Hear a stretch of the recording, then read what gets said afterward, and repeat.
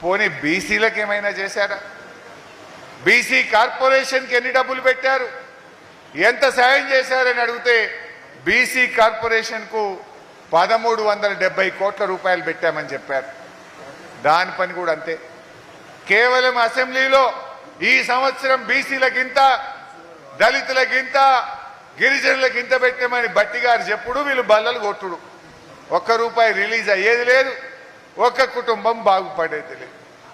ఈ రకంగా గిరిజన బిడ్డలను, దళిత బిడ్డలను, బలహీన వర్గాల పిల్లల్ని ఇవాళ కాంగ్రెస్ పార్టీ మోసం చేసింది.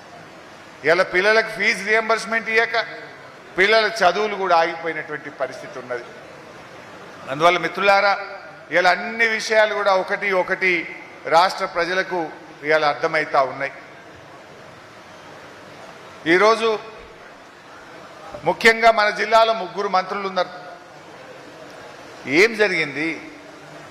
3 మంత్రులు ఉంటే ఏమైనా జరిగిందా? ఖమ్మం జిల్లాకు ఏదన్నా ఒక్కటన్నా మంచి పని జరిగిందా?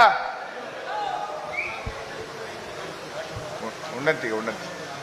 ఇవాళ ఏమి జరిగింది? 3 మంత్రులున్నా ఖమ్మం జిల్లాకు జరిగింది గుండు సున్నా. కనీసం కేసీఆర్ గారు ప్రారంభించిన సీతారామ పనులు జరుగుతలేవు. ఇవాళ మన అశ్వరావుపేటలో 100 పడకల ఆసుపత్రి ఆనాడు కేసీఆర్ గారు మా ఎమ్మెల్యే గారు అడిగితే, ఆ రోజు మత్స్య గారు అడిగితే శాంక్షన్ చేస్తే ఇవ్వాలి. ఇవాళ దయచేసి మీరు ఆలోచించండి.